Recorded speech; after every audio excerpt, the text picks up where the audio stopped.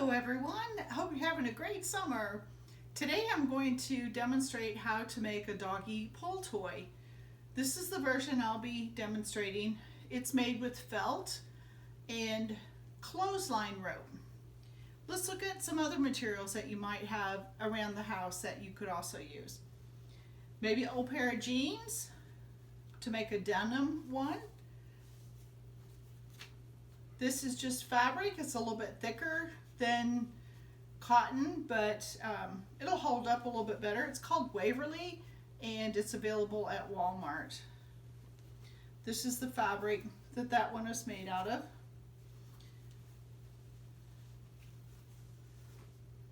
And this is some denim fabric that I had, but you could also use an old pair of jeans, a denim shirt, that sort of thing. If you want to use regular cotton or even this Waverly fabric, you could put a piece of batting on the back or felt or fusible fleece, and then I quilted it. I just did some straight wavy lines to quilt it together, and that makes it a lot heavier and it might hold up better. Another option, if you want to try some recycling from your house, this is a recyclable bag, and it might not hold up as well as the other items, just depends on how destructive your doggy is. But it also comes with these already made straps that would work for the pull section. So let's look at some materials for the pull part, the pull toy. So this is the clothesline that I used, and I braided it and put it all the way through the toy. On this one, I had an old belt that's made out of fabric. There's plastic on the inside, and then it's covered with it's almost like a ribbon, a thick ribbon. And you can just cut it down to size and twist it and put one on each end.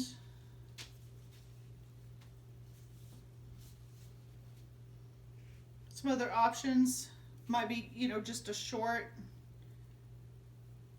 braided rope you could put on the end of your pull toy.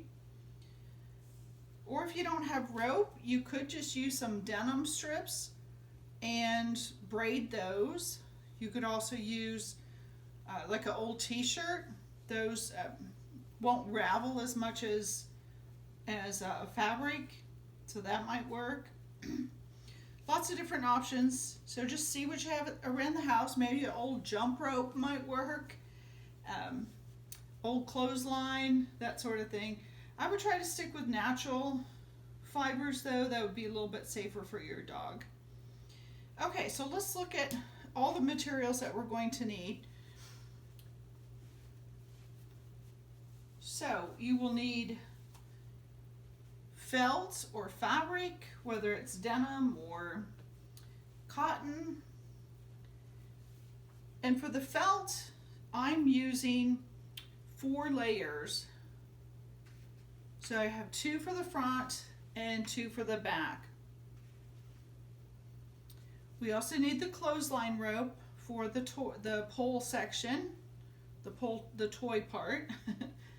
And you can either use freezer paper or just regular printer paper, copy paper. Freezer paper looks like this. It's usually in the home goods section where you buy wax paper and aluminum foil, that sort of thing. And then for the inside, the stuffing, I have this polyester fiber fill, and you just pull it out and stuff it in there. And of course we'll be using our sewing machines to stitch around. If you don't have a sewing machine, you could do this by hand. It would be a little bit harder and slower, but it is possible to stitch this by hand. Okay, so now let's look at the pattern. I guess a couple of the things you'll need: some paper, scissors, a marker, a pencil, maybe an iron if you're using the freezer paper. Because what's nice about the freezer paper is that if you're using fabric, you have to be careful with felt and the iron. The iron will melt your felt if it's too hot. But the nice thing with the fabric and the freezer paper is that there's a waxy side to the freezer paper. You put that down on your fabric and you can iron it on, and that wax will stick to your fabric, but it won't hurt your fabric. So now the pattern is stuck. I shortened my pattern, didn't trim it down. So the pattern sticks to the paper, and then you can just take your scissors, your fabric scissors, and cut around your pattern. So you don't have to use pins. You don't have to worry about the paper moving around, shifting while you're trying to cut it. But I used regular paper for my felt version, and what I did is I took 2 layers, just put it on my felt, and then I took a marker, and then I just put little marks. You don't have to put a solid line, just put a little dotted line just so you can see where to cut. If you're using fabric or even on the felt, you could also grab a couple pins. You could also use a pin to pin your pattern onto your fabric, and then you would cut around it with your scissors. So how do we make a pattern? I started with a piece of paper, and I'm going to demonstrate using the freezer paper, but it's the same technique on the regular copy paper. So I started with a piece that is 6.5 by 9, and that was just the same size as my felt pieces. That's a pretty good size. If you want it bigger, you can always make it bigger. But fold your paper in half, and then fold it in half again. So now we have quarters. We have 4 pieces. This is the center of your pattern, the inside part. And now we're going to draw our bone shape on there. And I like to use a pencil. And the width of mine ended up being about 4 inches across. And you want to make the width of the center a little bit bigger than what you think it might look like. This looks maybe a little fat for a bone, but once you stuff it with the fiber fill, it does pull it in and it looks a lot better, more of a bone shape than what the pattern looks like. So don't be worried about it being too wide here. So it's about 4 inches that way, so it would be 2 inches this way. So I'm just going to measure on my cutting mat here. You can also just take a ruler and measure 2 inches from the center fold. So that's going to be the start of the bone section. So come down a little bit, and then you're going to just angle it out to the side, come around like you're making a circle almost, and then you come back towards the center. Now don't bring this center line down too far. See, I hardly brought it down very far. If you bring it down too far, it creates more of a V shape, and that's harder to sew. So I just did a gentle angle, a gentle curve to right about there. So that's probably about, if you want to measure it, it's probably about 3/4 of an inch. somewhere in that ballpark. If you made it an inch, that would be fine too. So now that I have my pattern drawn, I'm going to get my paper scissors. Paper will dull your scissors, so be careful which ones you're using. I have paper scissors and I have fabric scissors. And I don't cut paper with my fabric scissors. You can get scissors sharpened, but if you do that too many times, it kind of ruins the scissors. Okay, so there's my cutaway. Open your pattern up, and there you have your bone pattern. Let's see how close I got to my other one.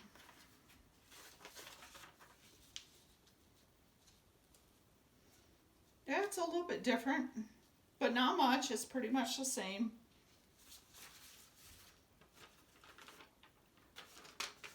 So next, you would lay this on.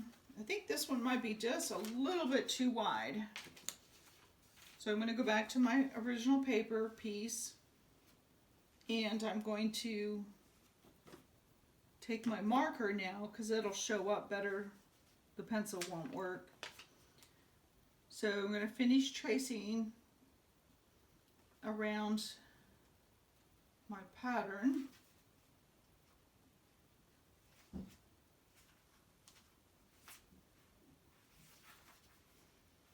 And I'm just trying to hold it still. If it shifts, just realign it with the lines that you've already drawn. Again, this doesn't have to be perfect.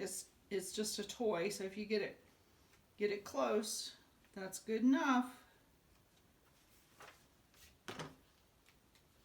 Because you'll see your pattern on here, your shape, and if it doesn't look quite right, you can retrace it or just cut how you want it to look. So I've got a couple pins here, I thought. Here we go, here's another one.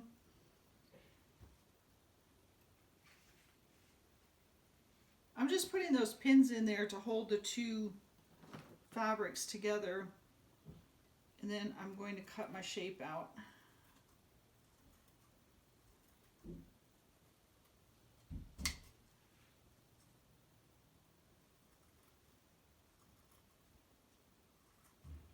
Now these, you do want them to kind of be pretty much be the same size, because that's gonna form your toy, and you want them to be pretty close to the same size. Can't see my marks very well. There we go. Get some better light.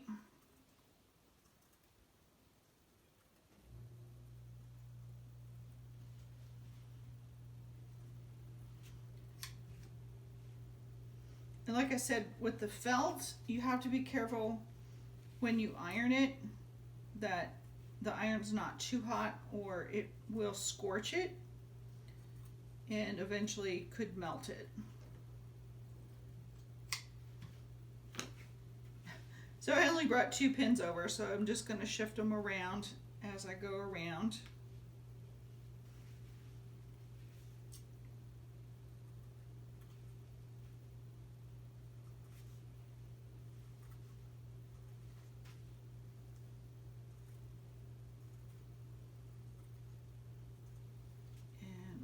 Back at the beginning. There we go.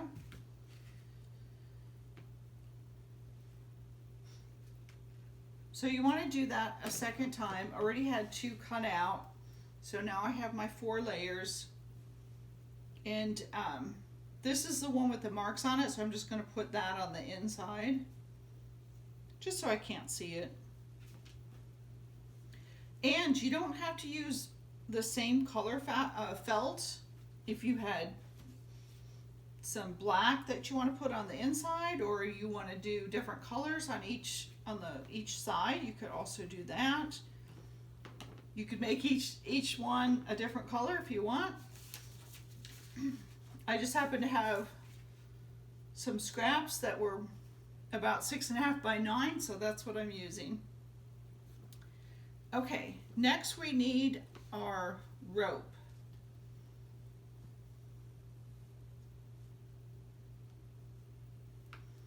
And we're going to need 3 pieces, and it's going to be fairly long because we want it to go all the way through and all the way back. So I'm doing approximately 48 inches, 50 inches. Find my measuring tape.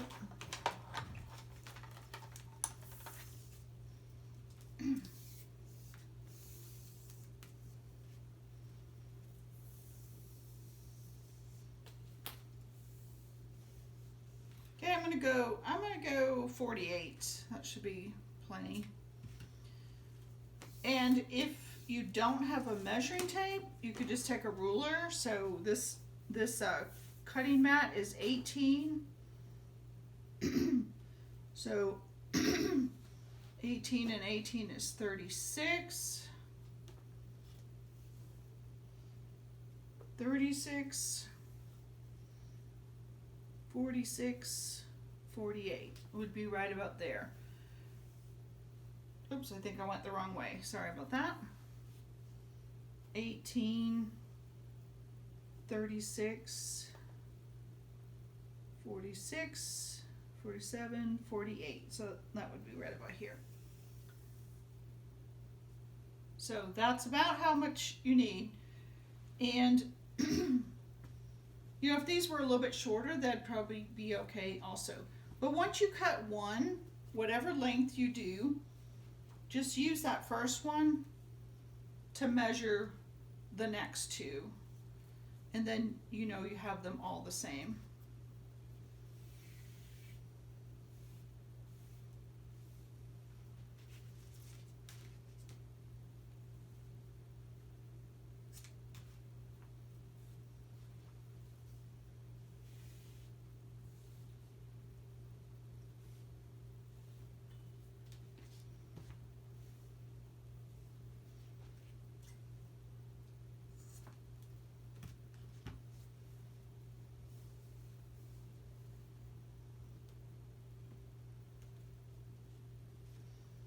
Okay, so to assemble our toy, we need our rope, we need our felt or our fabric, and we need our polyfill. This comes in at the end, so I'm going to wait on that. So I'm going to take this over to the sewing machine, and then I'll show you how to make the rope, and then we'll get started on the sewing. Okay, I made my rope ahead of time just because it takes a while to braid this big long piece. And just to save us some time on the video, I'm going to show you how to do it with a shorter version. So this would be a length if you wanted to do a fabric toy and just have the braid at the end, at one end. So first, what I do is sew across these 3 ends just to link them together. You can just put them side by side, or you can try to put one on top of the other 2, but a lot of times it doesn't stay. And then I'm just going to go forward and backward a couple times on my machine just to hold those 3 ropes in place. I have a reverse button on my sewing machine that's right here. So you probably have one on your machine also. Just go back and forth. And then I stop right in the middle. Lift up the presser foot and rotate it towards you. And I have the needle down, so that will help when I braid, because when you braid you want to have a good solid weight on the other end. Or you can have somebody hold one end of your rope while you're braiding it. But I didn't have a helper today, so I'm going to use my machine to hold it in place. And I'm just going to get started here braiding it up towards the top. It's a little bit, make it a little tighter. It's a little bit hard right at the beginning, but then when you get far enough away where you can actually just really do a quick braid. A lot of you have probably braided rope before or braided hair. Same thing. I go under, some people go over, but this is how I learned to do it. And then when you get to the end, leave yourself plenty, about an inch or so at the end, so you have plenty to hold on to when you go to sew down the other side. So I left about an inch here, so I can lock those, I can sew those in place now just to lock those down. And I also have a needle down button that helps, puts the needle down into the rope so it's not going to shift as much. Again, just go back and forth a few times.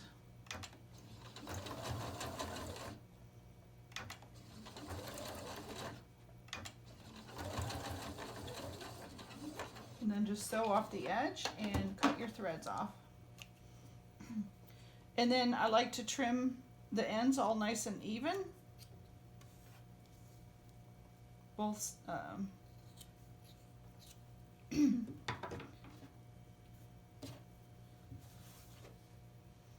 so on a short one like this, you would probably just loop it around and tuck it into your fabric like this, and you would sew across there. But we're going to do one that goes all the way through, and because that will be a little bit stronger. So if you have two dogs, one's pulling on one side, one's pulling on the other, all the tension is on the rope and not on the toy. So how do we do that? So what I did is I tied a knot on each end, and this is just a loop. You could also tie another knot on this end if you wanted, but I thought that looked cute just like that. So here's my rope, already braided, and I'm going to trim my ends off. That one's already trimmed. That was my beginning. And now I'm just going to tie a knot in the end, and it could be, don't get it too close to the end, but you want it fairly close to that end.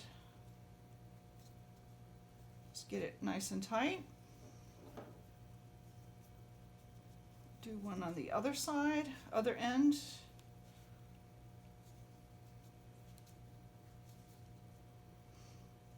And once you get the knot in there, if you want to clip this shorter, you could. You don't have to have the thread on there anymore, but that will help, excuse me, that will help the rope to not fray as much.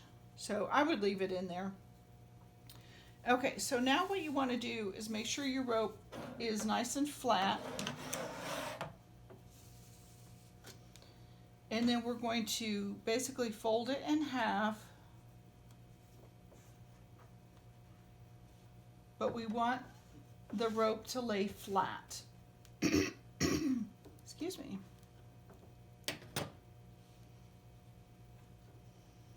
So we're going to take our bottom piece,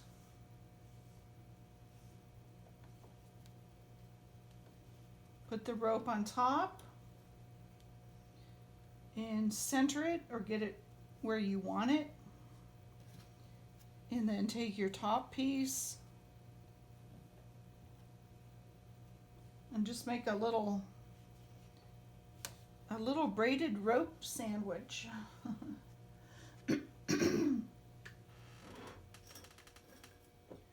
Now I like to use these clips. They're called Wonder Clips, but you could also use pins.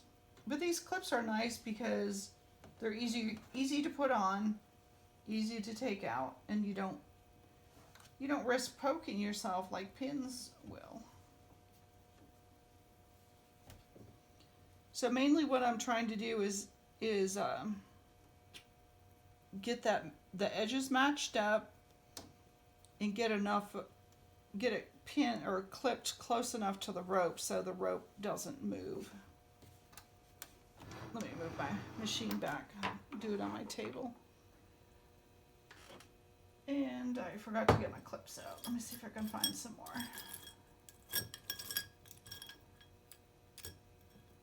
Oh. All right, I'm gonna have to use pins.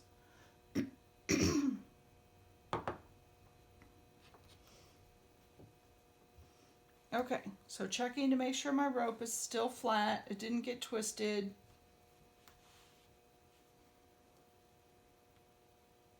And just put a couple pins in so all the edges stay together.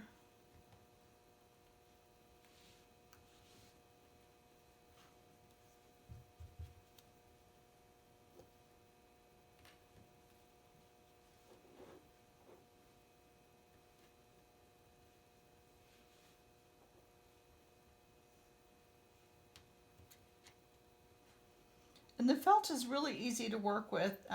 Even though it looks like it's really thick, it's not very dense, so it's real fluffy, so the pins go through it real easily. Your needle goes through it real easily. Oh, another suggestion too, especially if you're going to sew with denim, there is a blue jean needle, and that's what I have on my machine right now, and it has a little bit different point on it, so it goes through the thicker fabric a little bit easier. Okay, so what we're going to do, let me put a couple more pins in here.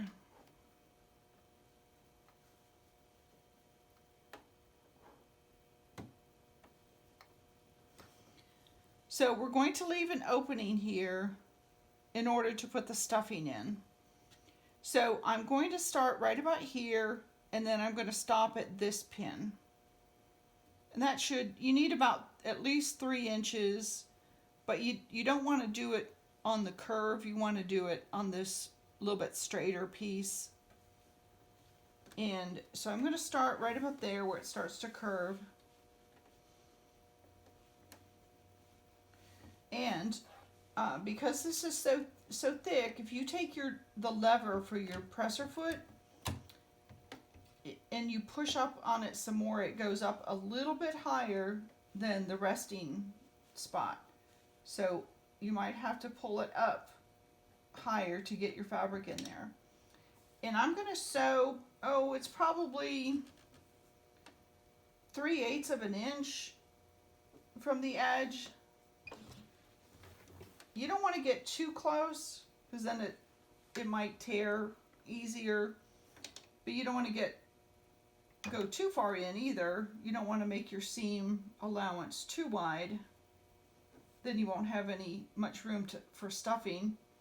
So I'm going to backstitch a couple stitches just to anchor that thread, and then just gradually go around these curves. I'm guiding it with my hands, but then when I get to a section that is too much, I have to lift the presser foot and just turn the felt just a little bit, go a few more stitches, turn the felt, and every time I'm stopping, the needle is down so I don't lose my line, my stitch line. I'm staying on the same stitch line. Watch what you're doing with your fingers. You don't want to sew a finger.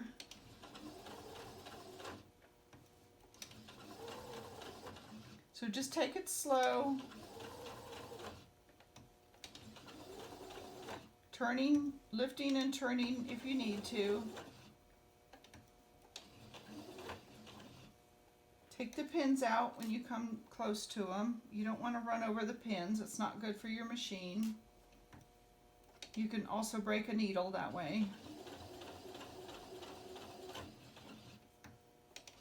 Okay, now I'm coming up on the rope and it's a lot thicker there, so it might need some help getting up that hill. It's like a big hill to go up. So I am going to kind of push on the rope just to help it go up. Now once I'm on top of the rope, I want to go really slow because that rope is pretty thick, and if you go too fast, I mean even just one stitch at a time, because if you go too fast, now I know my machine handled it pretty well because I did this first one without any issues, but go real slow until you know if your needle and your machine can handle it. If you go too fast, you're going to break a needle or break your thread, and then you have to kind of start over, restart. Okay, and what I'd like to do once I get to the other side here, you could do a back stitch, but I'm going to go all the way across the rope again, and I can't really see very far if I do a back stitch. So I'm just going to turn the whole project around. You have to kind of fold up the other side so it gets out of your way. Fold it up over here. And now I'm just going to sew over top of the same section that I sewed the first time. And just go to the edge of the rope. You don't have to come down off the rope. Just come up to the edge. And now I'm going to pivot back. And the extra stitches there will help hold that rope in place, because that's going to be the weakest point. It's going to get the most tugging when the dogs play with it. Okay, so again, going slow across around the curves, lifting and turning as needed.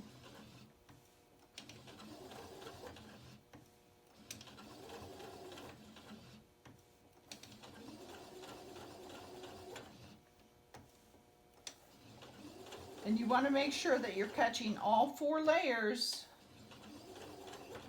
if you're using the felt, or both layers if you're using fabric, like the denim.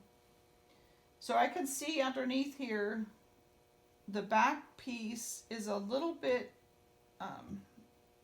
it's in more. It's not as big, so I need to make sure that I am doing a big enough seam so I'm catching all the layers in my seam.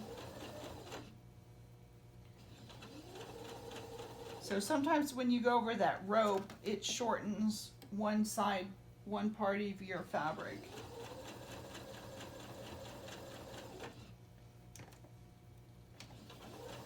Okay, now it's all even again, so it should be good. Again, just going slow. Careful where your fingers are. I generally have them off to the left, but I am kind of using my index finger to kind of mush down the felt a little bit. Okay, these don't match up very well, so I'm going to see if I can match them up a little better. So I am holding all those pieces in place so they don't shift.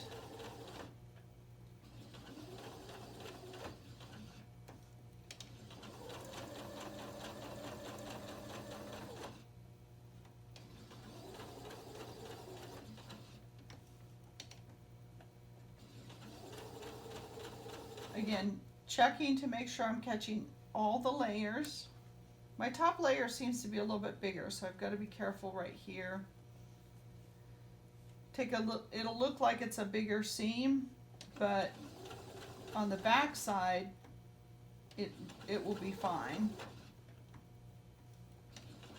It'll be the right seam allowance. And I can trim these edges after I'm finished, if I want them all even, I could trim them up afterwards. But usually I don't care about it. You know, it doesn't bother me if they're a little bit different lengths. All right, coming up on the next rope, again, we want to help push that rope underneath the foot just because it's so thick. Just go nice and slow. If you need to, you can lift the presser foot and kind of push the rope under it a little bit.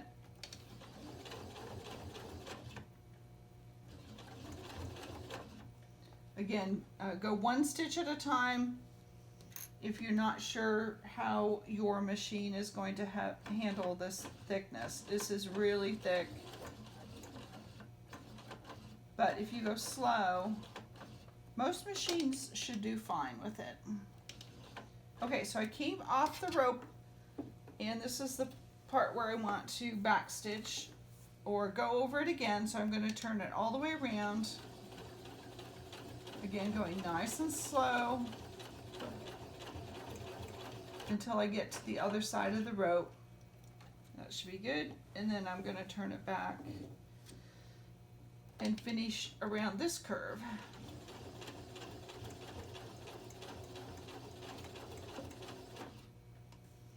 Now, I thought that thread would show up a little bit better, but it kind of sinks into that felt. You can't hardly see it.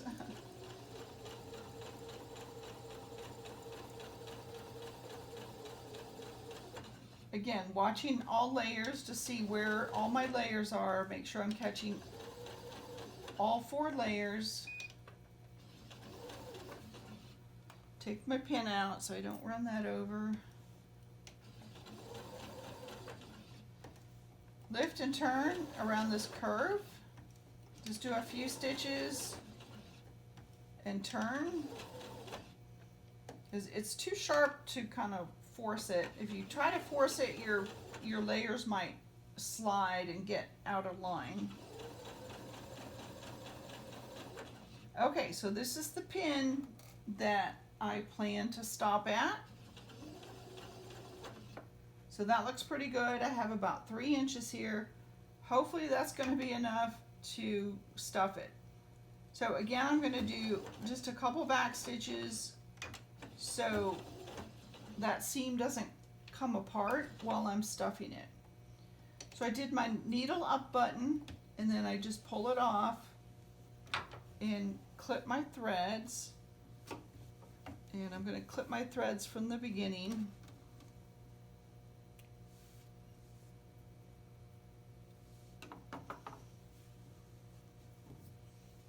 And there is our toy. Now we're going to stuff it. So that's not a huge opening. I probably could have left a few more. I could have left this side open a little bit more. My fingers are pretty big. So I'm going to get some stuffing out. And this is real fluffy, so it takes a little more than you think it might. Because we're going to pack it down in there pretty good. But I like to start with just little balls to be able to get it down into the corners. In this case, it's the outer edges of the curved part of the bone.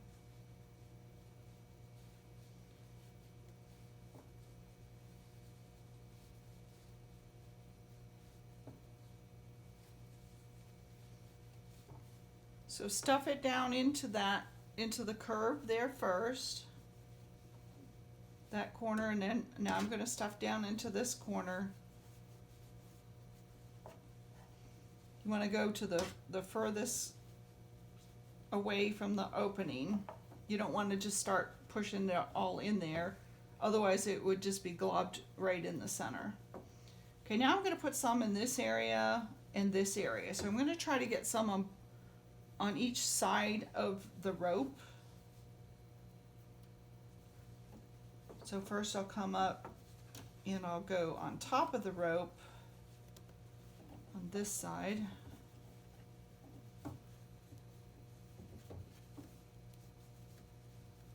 And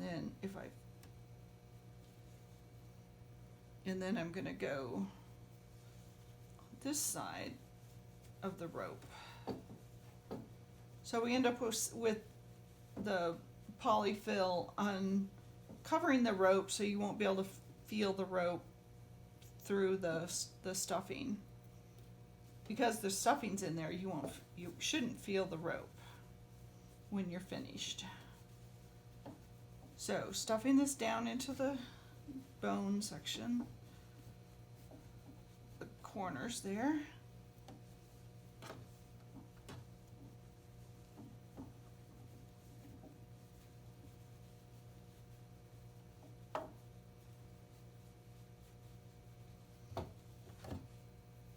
And then again, I'm going to put some on both sides of the rope. Some on this side, and then some on this side. Make sure I can feel around in there, and I can kind of tell if the rope is flat. I'm going to make sure the rope stays flat. Okay, now we're going to kind of just fill in the center here. Again, just on each side of the rope.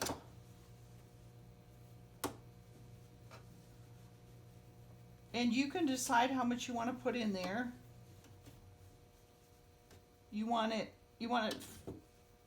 kind of firm, but you don't want to overstuff it, because then if you put too much in there, it'll be hard to do this final seam. So I think we might be getting close. That feels about right. And it feels like, oh, I might need a little bit on top of the rope right there. I could feel the rope. Just right on top in the center. There, that feels pretty good. I can't feel that rope. When I squish on the outside, I can't feel the rope. Okay, so now what we're going to do is just stitch this closed. And that's real, you can do it with your machine. It's a little bit tricky, but this is where the clips are helpful. Because it's hard to get a pin in there. But if you have a clip, that works great.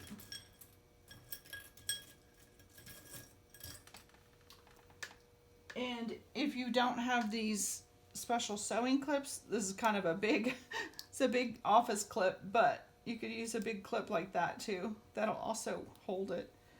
But it kind of gets in the way when I sew. That's kind of a big one. There's smaller ones. I have some smaller ones. But just a couple clips there. And then this is where I stopped sewing or started sewing. I don't remember which side I started on. And it doesn't really matter. So I'm going to start on this side and I'm going to sew to where this seam ends.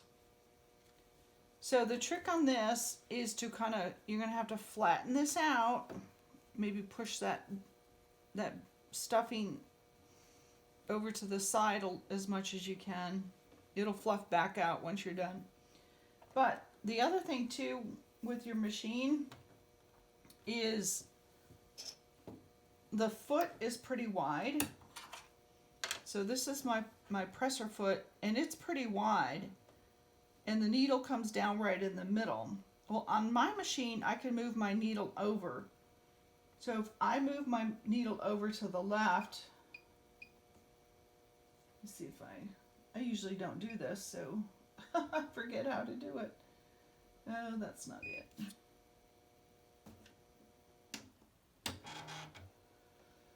Oh, it should be this one.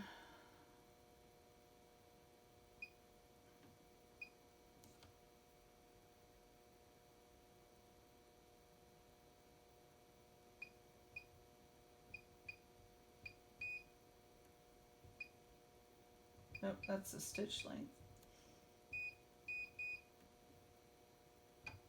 Oh, there we go. I found it. Okay, so I'm pushing this button and it's moving the needle to the left. So if I go all the way over to the left, now when it sews, the needle comes down right about there where that red mark is. So I don't have a lot of room here, so that's going to allow me to sew that seam against this pillow type of stuffing. The other option, oh, that's what fell, was my other, I have a zipper foot. Oh, here it is. I have this little zipper foot that also allows me to decide if I want the needle to come down on this side or I want it to come down on this side. So if I put it in under here correctly, the needle will come down on this side, and then I can come real close to the stuffing part. I can sew really close to the bulky part. So I have my needle moved over already, so I'm going to use my regular foot, but the needle is all the way over to the left. And if you have trouble doing this part with the machine, feel free to just hand sew it. So you could just take needle and thread, poke it down, come back up, poke it down, come back up. It's just a short seam, so it wouldn't take much hand sewing to finish that off with a needle and thread. Okay, let's see where my needle's gonna fall down. There we go. So I'm lining my needle up right on the previous seam, and I'm just a few stitches back from the end, and I'm gonna back stitch a couple and then come forward just to lock that thread down. If you don't back stitch there, the thread could come out. So I'm just going to do that same seam allowance. I know this is probably really hard to see because the pillow is in the way, and probably my hand. Sorry about that.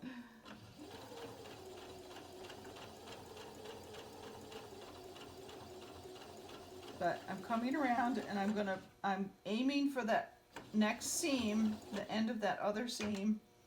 As soon as I cross over it about a ½ inch, then I'm going to back stitch and lock this thread down. And then cut the thread off. And my thread was following me all the way down. Okay, so I'm going to cut my little tails of thread off.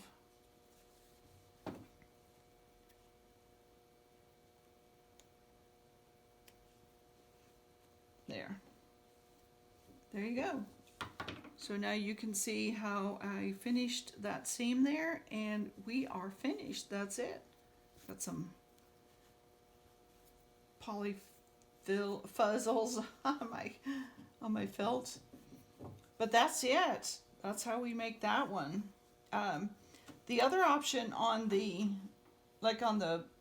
fabric ones, if you wanted to make the bone pillow, you would put the right sides together, sew your seam, leaving an opening, and you would turn it right side out so that your seams would be on the inside. So that's more of a traditional pillow method, but this works really well for the felts and I think it would work for the denim too.